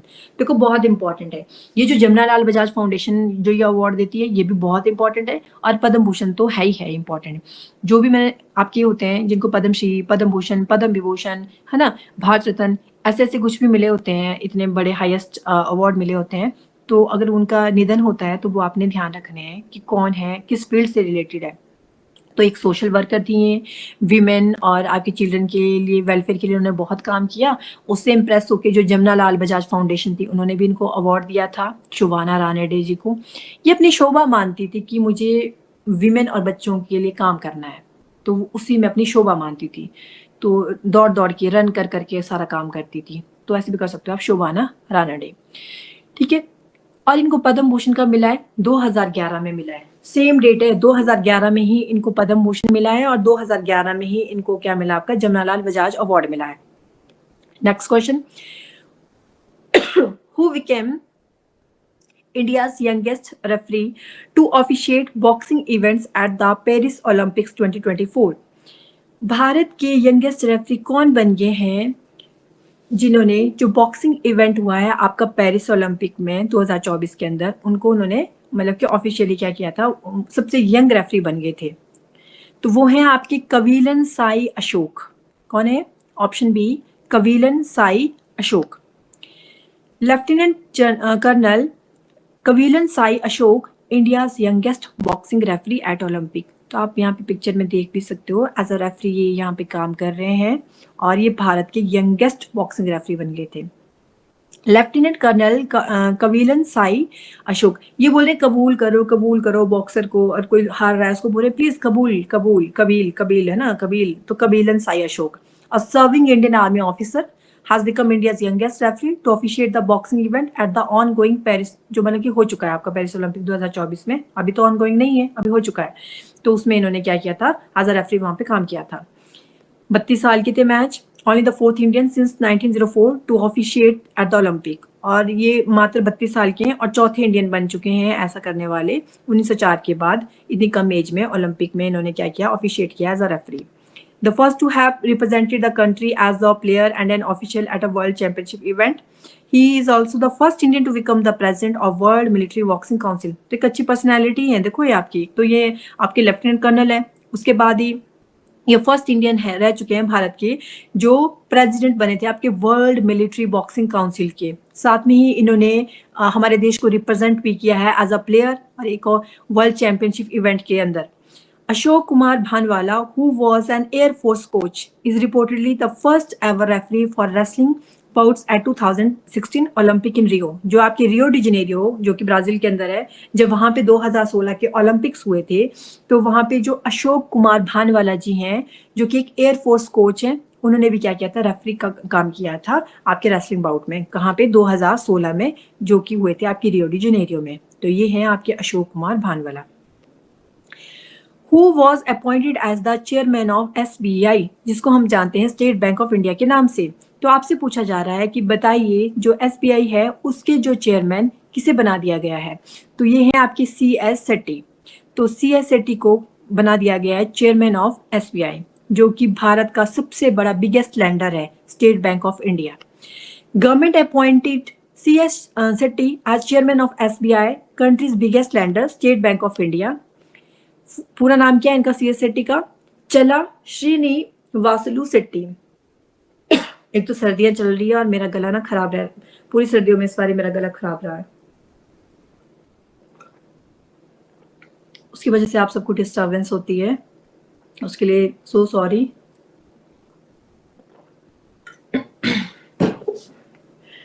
Okay, चला Srinivasulu Setty और CS Setty became the 27th chairman of the India's largest commercial bank। Bharat का सबसे बड़ा जो कमर्शियल बैंक है, state Bank of India, बच्चा बच्चा जानता है इसको। On 28th of August 2024 for a period of 3 years, 3 साल के लिए बन चुके हैं। अब तो आपने 3 साल तक, कुछ बीच में अगर कोई पर्सनल रीजन नहीं आता है या अगर अपना काम अच्छे से करते रहेंगे तो ये रहेंगे 3 साल कंटिन्यू। बाकी बीच में आपको पता चेंज होने के लिए कल को भी चेंज हो सकते हैं, है ना, कुछ भी अगर हो जाए तो 27 चेयरमैन बन गए। ये तो ये आप याद रखना है, आपने 27वें नंबर के चेयरमैन है एसबीआई के, और एसबीआई इंडिया का लार्जेस्ट कमर्शियल बैंक है। CS सेट्टी के पूरा नाम भी याद रखना है, चला श्रीनिवासलू सेट्टी। और he succeeded Dinesh Kharaji, who retired after the closing of banking hours on 28th of August 2024। तो जो रिटायर हो गए हैं आपके दिनेश खरा जी, तो उन्होंने, उनका तो अच्छा रहा खरा। अब अगले आएंगे सेट्टी जी, देखते हैं अब क्या करेंगे सेट्टी जी, है ना, अभी प्रेजेंट में। तो सेट्टी जी ने किसको रिप्लेस किया है? दिनेश खरा जी को किया है। दोनों याद रखने हैं आपने कि न्यूली अपॉइंट कौन है और आपके साथ में पहले कौन थे, रिप्लेस किनको किया गया है या सक्सेड किसको किया गया है। तो ये हैं दिनेश कुमार खरा जी जो पहले थे आपके, और अब आ गए Shetty ji. The government has also appointed Rana Ashutosh Kumar Singh to take over as MD at SBI। तो ध्यान रखना, अगर चेयरमैन पूछा जाएगा तो आपने CS सेट्टी जी के साथ जाना है, अगर MD पूछा जाएगा तो आपने राणा आशुतोष कुमार सिंह के साथ जाना है। MD कम ही पूछे जाते हैं, चेयरमैन ज्यादा पूछे जाते हैं, फिर भी आपने याद रख लेना है राणा आशुतोष कुमार सिंह बन गए हैं MD एट SBI। ओके, तो ये हैं आपकी SBI के डेप्यूटी MD राणा आशुतोष कुमार सिंह जी। ये स्टेट बैंक ऑफ इंडिया का लोगो है, 1955 में ये फॉर्म हुआ था, है ना। तो इसमें देखो क्या क्या चीजें हैं, ये आपकी जनरल नॉलेज के लिए बहुत ही इंपॉर्टेंट चीज है। इसको मैं जूम कर देती हूँ। देखो क्या क्या है इसके अंदर, इनके लोगों के अंदर देवनागरी स्क्रिप्ट है, नीचे आपको दिख रहा होगा जो स्टेट बैंक ऑफ इंडिया लिखा है, कौन सी लिपि में लिखा है? देवनागरी में। लेवल, ग्राउंड लेवल पे 1955 लिखा है जब ये फॉर्म हुआ है। रिंग कैसी है? सर्कुलर है। सेंटर में आपका 1 ट्री है, और जब स्टेट बैंक ऑफ इंडिया लिखा है वो कैपिटल लेटर में लिखा है, बीच में डॉट है। ये बहुत इंपॉर्टेंट है, आपको पता होना चाहिए। अगर कहीं, वैसे तो नहीं आता इमेज वाले क्वेश्चन, पर कोई पता नहीं जिस हिसाब से एग्जाम का लेवल अप हो रहा है, ये सिंपल आपको पूछा जाए, बताइए जी स्टेट बैंक ऑफ इंडिया का जो लोगो है वो कौन सी लिपि के अंदर उसमें स्टेट बैंक ऑफ इंडिया लिखा है? तो देवनागरी में लिखा है। State Bank of India capital में है या स्मॉल में या मिक्स में है? तो कैपिटल में है। सेंटर में कौन सा ट्री बना है आपका? बनियन ट्री बना है। ग्राउंड लेवल पे क्या मेंशन किया है? उसका फॉर्मेशन डेट कब वो बना है? 1955 में। ठीक है, तो ये ध्यान रखना है। रिंग कैसी है? सर्कुलर है। तो इसको अच्छे से देखना और याद रखना। टाइमलाइन ऑफ SBI, तो ये थोड़ा सा देख लेते हैं। The bank of Calcutta was found हुआ था आपका 1806 में, है ना। 3 बैंकों को ना मर्ज करके बनाया गया था, इसको अच्छे से देखना, ये बहुत इंपॉर्टेंट है। The imperial Bank of India was established through the merger of the Bank of Bombay, the Bank of Bengal and the Bank of Madras। बहुत इंपॉर्टेंट है, ये आता है ये क्वेश्चन। देखो पहले ये सबसे पहले फॉर्म हुआ था 1806 में आपका बैंक ऑफ कलकत्ता, वो बना। फिर उसके बाद आपका 1809 में बना जो बैंक ऑफ कलकत्ता था, उसको रीनेम कर दिया गया बैंक ऑफ बंगाल के नाम से। ठीक है, फिर उसके बाद जो 1921 में जो ऑलरेडी आपकी ये जो बैंक थे, आपका bank of Bombay, bank of Bengal, bank of Madras, इन तीनों को मर्ज कर दिया। 3 ही तो मेन प्रेसिडेंसी हुआ करती थी, आपको पता है ब्रिटिश ईरा के टाइम पे, एक बॉम्बे, एक बंगाल, एक मद्रास। पर ये मत सोचना आज का जो बंगाल है बस उतना कर होता था, बहुत बड़ा एरिया आता था इसके अंदर आपका, और मैड्रास के अंदर भी बहुत सारा एरिया आता था आपका, और बॉम्बे के अंदर भी काफी सारा एरिया जाता था। आज तो डिफरेंट उसके मतलब टुकड़े होकर स्टेट बन गए हैं। इन तीनों को मर्ज कर दिया, फिर बना आपका इंपीरियल बैंक ऑफ इंडिया 1921 में, ये आपने याद करना है। फिर 1955 में गवर्नमेंट ऑफ इंडिया ने नेशनलाइज किया इंपीरियल बैंक ऑफ इंडिया को और फर्दर इसका नाम कर दिया स्टेट बैंक ऑफ इंडिया। तो जर्नी देखो इसकी कैसी रही, पहले 1806 में बैंक ऑफ कलकत्ता फाउंड हुआ, 1809 में बैंक ऑफ कलकत्ता का नाम चेंज करके बैंक ऑफ बंगाल कर दिया गया, फिर उसी इरा में आपके 3 और बने थे, bank of Bombay, bank of Madras, फिर 1921 में तीनों को बोला बहुत हो गया, तीनों को इकट्ठे कर देते हैं, फिर बन गया इंपीरियल वर्ड, क्योंकि ब्रिटिश इरा था तो इंपीरियल नाम दिया, इंपीरियल बैंक ऑफ इंडिया। जब देश आजाद हुआ तो इंपीरियल का हमने क्या करना है, हमने बोला द गवर्नमेंट ऑफ इंडिया, तो गवर्नमेंट ऑफ इंडिया ने इसको नेशनलाइज कर दिया और नाम दिया स्टेट बैंक ऑफ इंडिया। इसका नेशनलाइजेशन कब हुई थी, 1955 में, तो एसबीआई फॉर्म हुआ आपका 1955 में। The RBI of India was established taking over the central banking responsibilities. जो हमारा आरबीआई है ये भी बहुत इंपॉर्टेंट है, ये भी आपका ब्रिटिश इरा के टाइम में फॉर्म हुआ था। अगर हम इफ पॉसिबल तो हम लोग जब पॉलिटी करेंगे तो पॉलिटी में हम लोग पढ़ेंगे फर्स्ट चैप्टर के अंदर आपकी डिफरेंट रेगुलेटिंग एक्ट आएंगे, चार्टर एक्ट आएंगे, वहीं पे आपका आएगा 1935 का एक्ट। फिर 1935 में ही 1 अप्रैल, ये आप लिख लो, 1 अप्रैल 1935 को हमारा आरबीआई बना था, रिजर्व बैंक ऑफ इंडिया। ठीक है, ये ध्यान रखना आपने। वो क्या करता है, जितने भी सेंट्रल बैंकिंग है उनकी सबकी रिस्पॉन्सिबिलिटीज के ऊपर होती है आपकी आरबीआई की। अगर आपने न्यूज देखी होगी, अभी कल परसों की न्यूज है, आरबीआई के जो ऑलरेडी आपके पहले की जो गवर्नर थे शक्तिकांत दास जी, तो उसको हम एक ट्रिक से याद किया करते थे कि सारी की सारी शक्ति किसको दे दी है, आरबीआई। सारे के सारे जो जितने भी बैंक है ना सब उनके क्या दास हैं। अब वो ट्रिक आपको भूलनी पड़ेगी, क्योंकि आरबीआई के आपको पता है कि नए गवर्नर बन गए हैं, है ना, तो वो तो अब नहीं है, तो पहले शक्तिकांत दास जी थे। शक्तिकांत दास न्यूज में क्यों आए हैं, क्योंकि अभी कल परसों की बात है आपके, अब वो बन गए हैं पर्सनल सेक्रेटरी किसके, हमारे मोदी जी के, हमारे आदरणीय प्रधानमंत्री जी के, क्योंकि उन्होंने काम बहुत अच्छा किया था। और जो भी ऐसी पर्सनैलिटी है ना, जैसे अजीत डोभाल है, ये एक ऐसी पर्सनैलिटीज है जिन्होंने हमारे देश के लिए बहुत कुछ किया हुआ है, बहुत कुछ। वही है कि इनका कॉन्ट्रीब्यूशन ना सामने नजर में नहीं आता है, तो इसलिए उनको क्या कर दिया है, जैसे कि देखो अजीत डोभाल आपको पता है अभी हमारे क्या है, ये भी आप मेरे को बताओगे कि क्या है, बहुत इंपॉर्टेंट पर्सनैलिटी है वो भी। उड़ी फिल्म आपने देखी होगी तो उसमें भी दिखाया उनके बारे में बहुत अच्छे से। ओके, वैसे सोचा तो होमवर्क दूंगी मैं आपको, बट साथ में कर दिया। ठीक है, ये सिंपल सा थोड़ा सा ना वो बताया, क्रिस्प बताए हुए इसके, तो इसको आप बाद में ना मतलब पढ़ लेना आप। ठीक है, यहाँ पूरा दिया था, presidency banks were amalgamated into a single bank, imperial Bank of India. तो वो कौन से 3 बैंक थे वो याद रखने हैं आपने। फिर Imperial Bank of India also function as a central bank prior to establish, जिससे जब तक आपका आरबीआई नहीं बना था उससे पहले सेंट्रल बैंक की तरह काम करता था आपका इंपीरियल बैंक ऑफ इंडिया, तो ध्यान रखना है इसको, जिसको हम एसबीआई के नाम से जानते हैं। फिर फर्दर आरबीआई एक्ट आया 1934 में और आरबीआई बन गया आपका। The issues of bank failures and the needs for catering to the requirements of agriculture were the 2 prime reasons for the establishment of the Reserve Bank. उसे आरबीआई बनाने के 2 reason थे कि आपके एक तो बैंक फेलियर्स के जो इशू आ रहे थे और जो भी रिक्वायरमेंट हो रही थी एग्रीकल्चर वगैरह की, तो ये कुछ 2 प्राइम रीजन थे जिनकी वजह से आरबीआई बनाया गया था। ठीक है, और the banking sector came under the preview of the Reserve Bank in 1935। तो थोड़ा सा इसके बारे में कुछ क्वेश्चंस भी हैं, ये आप देख लेना अच्छे से।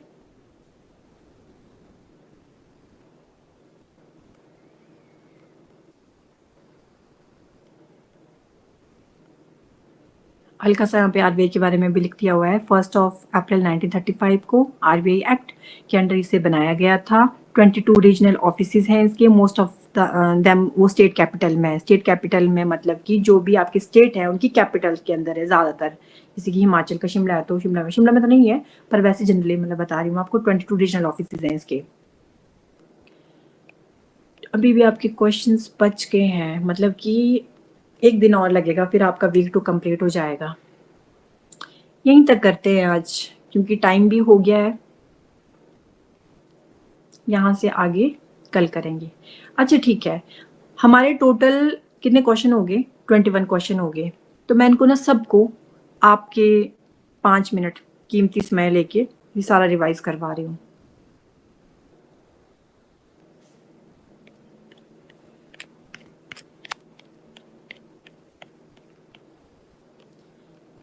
लास्ट डे का भी करवा रही हूँ। 28 जुलाई को हमने 2 डे पढ़े थे, world hepatitis day, world nature conservation day. Theme it's time for action hepatitis की थी, और connecting people and plant exploring digital innovation in wild life conservation आपकी वर्ल्ड नेचर कंजर्वेशन डे की थी। ट्रिक मैंने आपको बताई हुई थी लास्ट क्लास में कि कैसे इसको याद करना है। 29 जुलाई को वर्ल्ड ORS डे होता है। हो सके ना तो थोड़ा इन्वॉल्वमेंट शो करना कि मैंने आपको जैसे फादर ऑफ ORS बताए थे कल, तो वो आप कमेंट सेक्शन में लिखते चलो। फादर ऑफ ORS कौन थे? मैंने बताया था 1971 का जब वॉर हुआ, इंडो पाक वॉर, तो कैसे बहुत ज्यादा डायरिया कॉलरा बीमारी फैल गई थी, कैसे वहां पे जो मैं उनका नाम नहीं लूंगी वो आप मेरे को बताओगे, उन्होंने फिर ड्रम बनाए थे आपके नमक चीनी के घोल के इलेक्ट्रोलाइट्स के, और फिर जाके लाखों लोगों की जान बची थी। और तभी से हम बनाते हैं वर्ल्ड ORS डे। तो हमने इस मैजिक मिक्सचर के रिलेटेड क्या करनी है, लोगों में अवेयरनेस फैलानी है। 30 जुलाई को इंटरनेशनल डे ऑफ फ्रेंडशिप होता है, एंड 13 जुलाई को ही आपका world day against trafficking in person होता है, कि जो ट्रैफिकिंग ह्यूमन ट्रैफिकिंग बहुत होती है ना, बच्चों की किडनैपिंग की जाती है, फीमेल्स की जाती है, मेल की इवन सबकी होती है आजकल।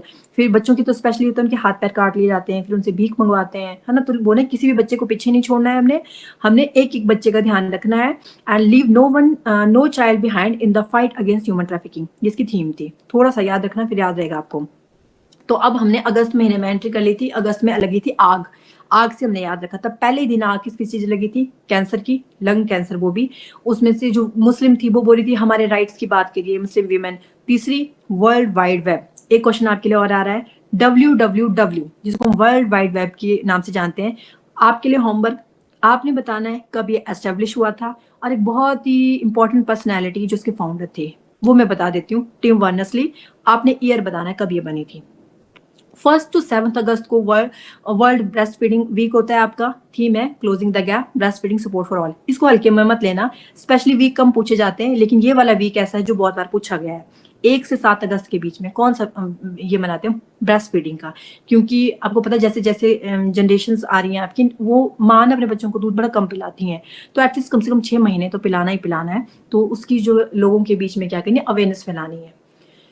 4 अगस्त को ये हमने याद नहीं रखना है। जो भी आपके डे ऐसे आते हैं, first Sunday of August, first Sunday of September, या डे के ऊपर आते हैं, वो इतने इंपॉर्टेंट नहीं होते हैं। 5 अगस्त को इंटरनेशनल ट्रैफिक लाइट डे। तो international traffic day light day कब होता है? आपको पता है ट्रैफिक में 3 लाइट होती हैं, है ना। सबका आपको पता है कि अलग अलग पता होना चाहिए, रेड लाइट का क्या होता है, ग्रीन का क्या होता है, येलो का क्या होता है। तो 5 अगस्त को 5 गाड़ियां टकरा गई थी और ट्रैफिक में जाम लग गया था। तो ट्रैफिक लाइट डे का उन्होंने क्या किया था, फॉलो नहीं किया था उनको रूल्स को, तो वैसे किया था। 6 अगस्त को होता है हिरोशिमा डे। 9 अगस्त को होता था नागासाकी डे। ये वर्ल्ड हिस्ट्री में बड़े अच्छे से मतलब बच्चों को पता ही होता है कि कैसे यूएस ने जापान के ऊपर फेंका था, तो ये भी हमने अच्छे से कर लिया था। थीम क्या थी इसकी? हाँ, एक होमवर्क मैं आपको और देती हूँ। एक होमवर्क आपको ये है, आपने बताना है जो हिरोशिमा के ऊपर बॉम्ब फेंका था उसका क्या नाम था, और जो नागासाकी के ऊपर फेंका था उसका क्या नाम था। ये भी आपका होमवर्क है। ये होमवर्क लिखते चलना, फिर मुझे भी इसका फोटो खींच के व्हाट्सएप कर देना आप, है ना। ठीक है। फिर आप क्या थीम, ताकि मुझे कल इजी हो कि मैंने आपको क्या क्या काम दिया था, पहले हम उसको पूछेंगे, क्योंकि थोड़ा सा बच गया पार्ट, वो मैं कल करवा दूंगी, और साथ में आपसे जितना भी होमवर्क है वो पूछूंगी। थीम यही थी कि सबने मिलना है ना, हिवाकुशा के साथ, और लोगों को बताना है कि न्यूक्लियर वेपन फ्री बनिए, शांति रखिए, ह्यूमन काइंड के लिए काम करिए। 7 अगस्त को क्या हो गया था, साथ में सारी आग लगी हुई, औरतों के बीच में आग लगी हुई, किस बात की, कि अभी गर्मियां ही चली हुई है और उनको लगी है कि सर्दियों की तैयारी पहले करनी है, तो साथ में बैठ के हैंडलूम में काम कर रहे हैं। वहां पे हमारे नीरज चोपड़ा जी क्या कर रहे हैं, साथ में उनको देखते देखते जैवलिन खेल रहे हैं, तो नेशनल जैवलिन डे। 8 अगस्त को क्विट इंडिया मूवमेंट डे, ये आपने याद करना है, ये आप समझो क्रैम करना है आपने। आपको पता है 8 अगस्त 1942 को क्या हुआ था, भारत छोड़ो आंदोलन लॉन्च किया था हमारे राष्ट्रपिता जी ने, ठीक है। तो क्विट इंडिया मूवमेंट डे होता है हमारा 8 अगस्त को। 9 अगस्त को 3 डे है, नागासाकी डे, एन से का था, एन से 9, एन से नागासाकी डे। एन ये कैसे किया था कि नागासाकी के ऊपर बॉम्ब फेंका, एक बच्चा क्या कर रहा था, बुक पढ़ रहा था, बुक लवर था, है ना। बुक लवर को क्या बोलते हैं, bibliophile. International day of world indigenous people, कुछ इंडिजिनियस वहां के लोग थे, उन सब के ऊपर गिर गया था 9 अगस्त को। 10 अगस्त को वर्ल्ड बायोफ्यूल डे, और क्या थीम है इसकी, बहुत इंपॉर्टेंट है, sustainable biofuel, reducing waste and feeding energy. भाई इस तरीके से आप बायोफ्यूल का यूज करिए ताकि वेस्ट ना हो और आगे फ्यूचर के लिए भी बचे। और 10 अगस्त को ही आपका क्या होता है, वर्ल्ड लाइन डे। फिर हमने कुछ क्वेश्चन किए थे, मैं शॉर्ट में बोल रही हूँ। विच इंडियन बैंक कंपनी, जो कौन थी फर्स्ट टाइम जिसको फॉर्च्यून ग्लोबल 500 में इंक्लूड किया था, वो HDFC थी, लेकिन टॉप किसने किया था इंडिया की तरफ से, अगर इंडिया में बोला जाए तो वो थी आपकी इकलौती रिलायंस, ठीक है। और अगर बात की जाए ऑल ओवर, तो ऑल ओवर कौन थी आपकी, वो थी आपकी नंबर 2 पे तो थी आपकी अमेजोन, और नंबर 1 पे थी आपकी वॉलमार्ट, है ना, यूएस की हैं दोनों की दोनों। तो एचडीएफसी को पहली वाइस में इंक्लूड किया गया था। ये थी वॉलमार्ट नंबर 1 पे, then Amazon, then state grid. China की 2 थी आपकी 3rd और 5th पे, आपने शुरू की 2 याद रखनी है बस। रिलायंस का क्या आपका ऑल ओवर 500 में क्या रैंक था, 86, और एलआईसी का 95। ये आपने याद रखना है, इंपॉर्टेंट है। फिर हमने एक स्कीम समझी थी ईएलआई स्कीम। ईएलआई स्कीम बड़ी इंटरेस्टिंग सी स्कीम थी। उसके अंदर 3 स्कीम थी, स्कीम ए, स्कीम बी, स्कीम सी। स्कीम ए में क्या था, मैंने बोला था फॉर एग्जाम्पल मैं एक कंपनी की क्या हूँ, ऑनर हूँ। मुझे बोला गवर्नमेंट ने हम ईएलआई स्कीम के अंडर ना आपको क्या करेंगे, आप 100 जनों को रख लो नौकरी पे, एम्प्लॉयमेंट जनरेट करो आप, ठीक है। बोला अच्छा, मैंने बोला मुझे क्या मिलेगा एम्प्लॉयमेंट जनरेट करके, बोला जो भी आप फर्स्ट मंथ में अगर आप 15,000 की उनको सैलरी देते हो, जितनी देते हो 15,000 हम आपको क्या करेंगे, 100 एम्प्लॉय को आपने 15,000 दिया होगा, तो वो जितना भी टोटल बनता है वो हम आपको विद इन 3 मंथ वापिस करेंगे इन 3 इंस्टॉलमेंट 555 के में, ठीक है। लेकिन ऐसा नहीं है कि आपने 1 महीने के लिए रख दिया और हमने आपको पैसा भी दे दिया और उसके बाद आपने 1 महीने के बाद उनको नौकरी से निकाल दिया। एटलीस्ट कम से कम 1 साल तो आपको उनको नौकरी पे रखना है। तो दोनों का फायदा, मेरा भी फायदा और आपका जो सरकार का भी थोड़ा बेनिफिट हो गया, और साथ ही साथ में जो आपका, क्योंकि वो पैसा क्या होगा ना प्रोविडेंट फंड में जाएगा। जितना पैसा मैं अगर 1000 रुपये मान लो कि मैं डालती हूँ अपने पीएफ फंड में, उतना ही क्या करती है कंपनी भी डालती है, और फर्दर फिर गवर्नमेंट क्या करती है उसी का यूज करती है, क्योंकि गवर्नमेंट के पास अलग से तो पेड़ नहीं होता है पैसों का। जो हमारे टैक्स जाता है उनको, जो भी चीजें होती हैं उसी को सर्कुलेट करके हम तक लाती है, उसी से वो स्कीम लेके आती हैं जिसमें वो कुछ फ्री स्कीम दे रही हैं, तो तब तक वो क्या हो जाएगा, पैसा डबल हो जाएगा। तो इस तरीके से 3 स्कीम्स पढ़ी थी हमने इसके अंदर। नेक्स्ट क्वेश्चन किया था हमने कि what is the primary function of the Nyayashruti app. नाम से पता लग रहा है हमने न्याय को सुनना है बड़े ध्यान से। तो आपको पता है चाहे वीडियोग्राफी होगी, टेस्टिमनीज होगी, फोटोग्राफी, इन सबको अब एविडेंस के तौर पे ले लिया गया है। अब बात की जा रही न्यायश्रुति ऐप। प्राइमरी फंक्शन क्या है, मतलब कि न्याय कहाँ सुना जाता है, कोर्ट में। तो to enable court to hear witnesses by video conferencing. तो वीडियो कॉन्फ्रेंसिंग के थ्रू क्या करना है, अब आराम से जज वहां पे बैठ के कर सकते हैं, विटनेस की वो सुन सकते हैं कि क्या है क्या नहीं उन्होंने देखा है, ठीक है। तो उसके अंदर हमने 3 लॉ पढ़े, बहुत इंपॉर्टेंट लॉ पढ़े थे हमने, बड़े डिटेल में पढ़े हमने, बहुत टाइम लेके। तो वो आप रिवाइज कर लेना, जुलाई मंथ की वीडियो में आप देख सकते हो, उसको यूट्यूब पे डाली हुई है। तो भारतीय न्याय संहिता जिसने रिप्लेस किया था आपका आईपीसी को, है ना, इस तरीके से 3 थे आपके ये।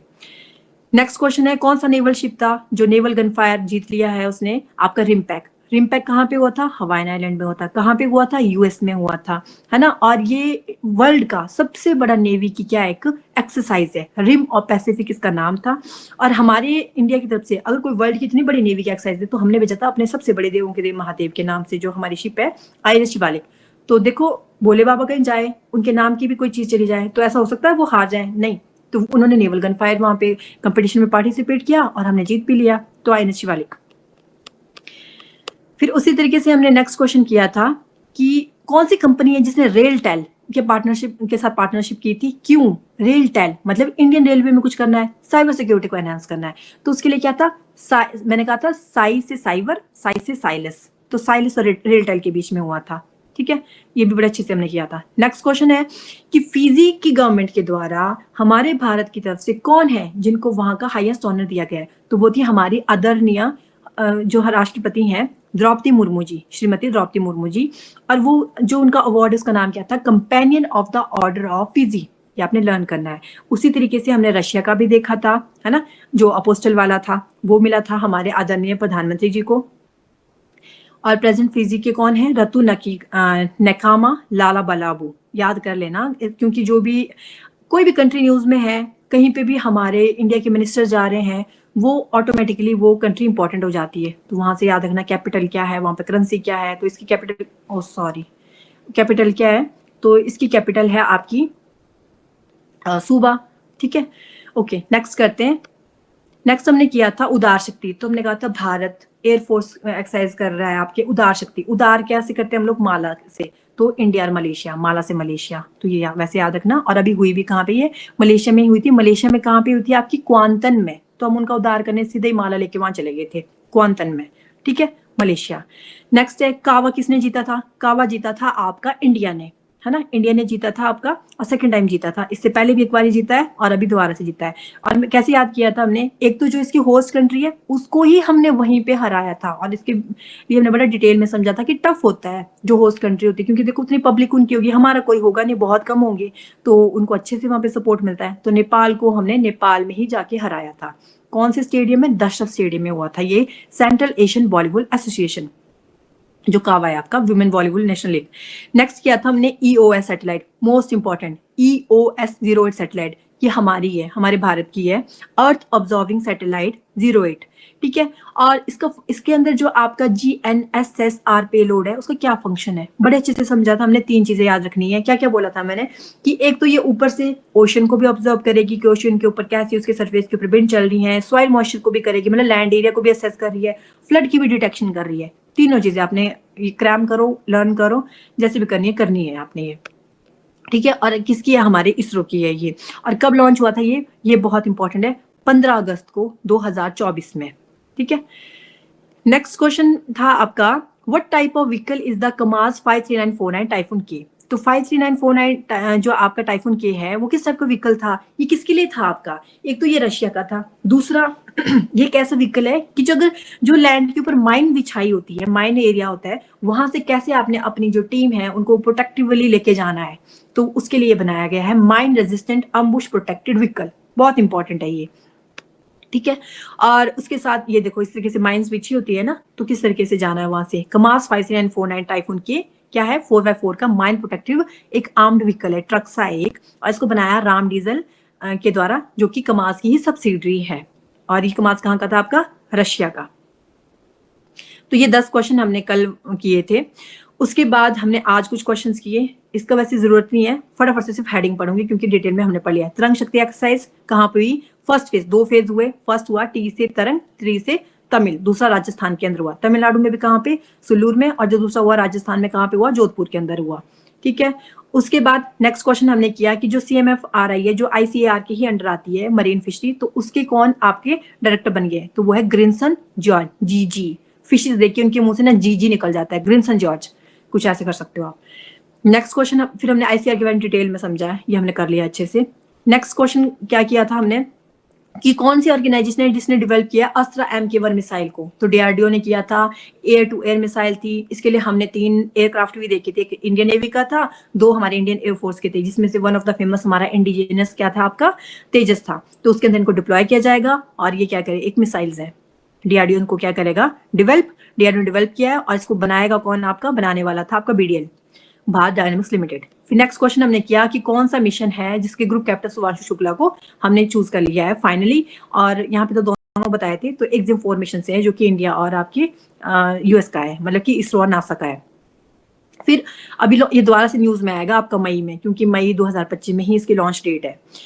और INS तंवर है, ये फ्रिगेट है, कौन सी क्लास के अंदर? तलवार क्लास के अंदर, ये भी हमने देख लिया था। और ये मेड इन इंडिया नहीं था, ये कहाँ का था आपका? ये भी रशिया से बन के आया था, ठीक है। रशियन नेवी शिप जो सुब्राजिटलनी है उसके साथ वहां पे इसने पार्टिसिपेट किया था, ओके।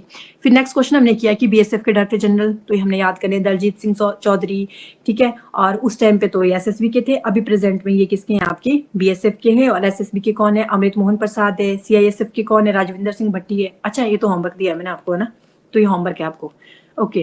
फिर नेक्स्ट किया था who is set to become India's flag bearer, तो क्लोजिंग सेरेमनी के लिए एक मैंने आपको बता दिया, मनु भाकर थे, दूसरे मैंने कहा SC ही है, और आपकी वो क्या है? हॉकी के हैं, वो भी मैंने आपको होमवर्क दिया है। ओपनिंग के थे आपके कौन? PV सिंधु थी और शरद कमल जी थे। और नारंग जी क्या गए थे? शैफ्टे मिशन गए थे। पहले कौन जा रही थी? आपकी मैरी कॉम जा रही थी, अगर आपको याद होगा। तो मैरी कॉम फिर किसी पर्सनल रीजन की वजह से नहीं जा पाई थी, फिर उनकी जगह हमारे कौन गए थे? आपके नारंग जी गए थे।